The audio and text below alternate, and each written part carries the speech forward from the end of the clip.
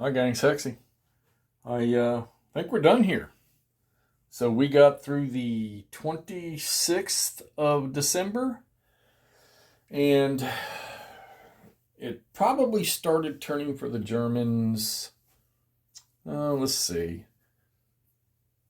Yeah, after the last two turns, it started turning for them. All right, so they had Bastogne, they gave it up. Just too much. The Allies are starting to pour in. While granted, there's still a few SS units that are pretty decent strength, not the whole stacks are. There's really not that many. Not to mention, Patton's boys came in down here, and they're starting to push now. Like I said, I had to redirect the 15th PZG over to here because of the pressure now that was being put on. The Germans just don't really have anything else coming on. One more little burst of probably maybe some Panzer Grenadiers. I don't know. In the middle, they were trying to surge towards Houffalize here, but the couple of the Brit units and 82nd Airborne and 3rd Armored all combined to choke them. Don't think they're going to get through there either. Now that Bastogne is clear, the Americans can shift some of those things around because there's a few things over here to deal with, but not much. There's just not enough German strength to break out over here. So St. Vith, probably the Americans will probably get that back. 75th Infantry Division rolled in, and those SS units, these guys are almost completely gone. They were 3 full steps, and because they couldn't retreat or they couldn't whatever, they got like a D2. They were barraged twice, so they were down to quarter strength. They couldn't retreat, so they ended up losing almost everything they got there. This guy's okay, but he ain't got much underneath him. So the Americans will probably take St. Vith back here, maybe a turn or two, maybe 3. They managed to take back the bridge crossings here that the Germans owned. Some armor units shot at, and of course they're DG now because I can't trace supply for them. But that was after the fact. Supply is interesting in this game, so not too deep. The front SS units over here, they've all been reduced. He's okay. But as soon as this guy's gone, they're going to close on him and do the same thing to him. The Germans did manage to break or get back onto the west wall over there, but that's not going to go any farther. There's just not enough unless you get double barrages on things, which in this game here it's difficult. Don't get me wrong, the Germans can do it, but they don't have the mass amount. I mean, just look at the artillery down here in this sector of all the Allied artillery sitting right there. Now, granted, the assigned units, they can only fire for their units within their division, but you got so much independent artillery, and then they got some that shoot like 14 hexes. They got 1 there, and they got 2 over here. So they've got some good range on them. Spotters can be within 2 hexes for the divisional artillery stuff. There's no line of sight thing. Artillery can also shoot for themselves, and I think that is a line of sight thing. But just to top it all off, the Germans on game turn 9 is when they had their most points, which is 17, which doesn't even get them outside of an Allied major defeat. 1 more point would have got them into an Allied minor victory, and then you can see it just started dropping by 3 each turn.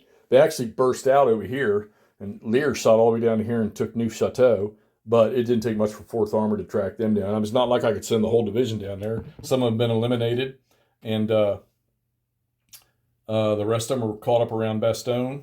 So, yeah, there you have it, Ardennes II. Okay. Opinion. I got used to the barrage rule. I still, granted, like I say, the turns are whole days, so they're 24-hour periods. I know barrages aren't, well, I know the Russians probably pulled it off nonstop, but, they barrage a target area. It's not going to be an all-day thing. Who knows? It might be 15, 20 minutes, maybe an hour. Who knows? So it doesn't last all day. So I sort of assumed, you would think barrage would kind of slow down movement. Well, you do your barrages, then you do combat, then you have exploit. When the barrages are still on the table for exploit, so it could definitely slow down exploit movement. But then when the next player starts his phase, or if it's the next turn, you're going to remove all the barrage markers for both sides on the table before their phase starts.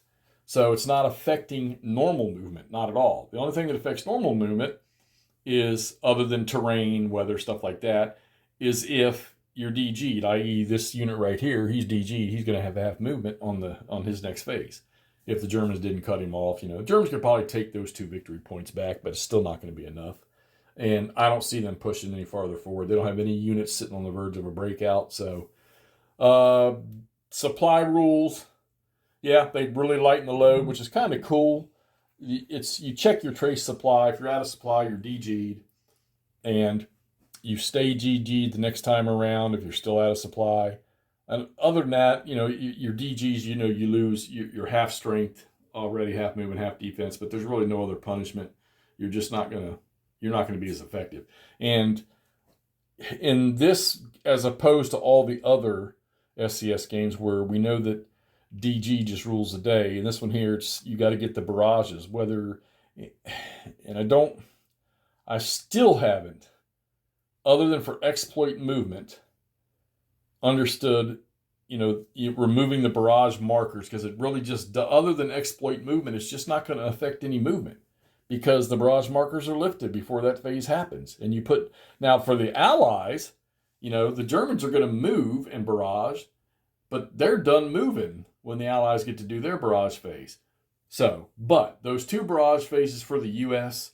are major in this game, and since they have so much more artillery and with much bigger ranges, it's a big advantage. If you can get, 3 or 4 or 5 of these batteries in, where they can reach all the important pockets, they can, of course, depending on how bad or good your dice rolls are, if they're good, you can control, like the St. Vith was like that for a while. And then over here, that has been that little triangle's been like that. My God, it's got to be 6 or 7 turns. Just can't get enough in there to break out. And the Allies get their infantry in there, which they have defense. Some of them have defense factors of 5, and you got them stacked. Come on. Unless you double barrage, get 2 barrages on them, reduce them to quarter, even 1 barrage sometimes is just not enough. And then you got to get a massive units around to break through. So, yeah. So, all right, okay. Skeptical about Ardennes II. Like I said before, when I got it, played a scenario, was not happy with it, preferred the old one. I think I still prefer the old one, just slightly over this. I know I watched some people play it. Well, I've seen pictures of people playing it where they were just able to break all out. Don't know if the Germans were ever able to win, but definitely, got way farther than I have in this. And I'm not even sure how to do it because I just could not get holes open to get Panzers through, other than in a couple cases. And then as soon as I got them out there, they ended up getting cut off. And they don't have an air supply where the Americans do, but they ended up getting cut off. And American armor just overtake them. And eventually they're going to be out of supply. That's going to reduce them. So I just never really had any big ones. Was trying to get to Houffalize. I fell 2 hexes short. And then the Americans moved in and the Brits moved up. Got to Bastogne, which that was tough. But I got there, I took it, and held it for 1 turn. Held it for 2 turns. No, held it for 1 turn and then lost it. So blah, blah, blah, blah, blah. Okay?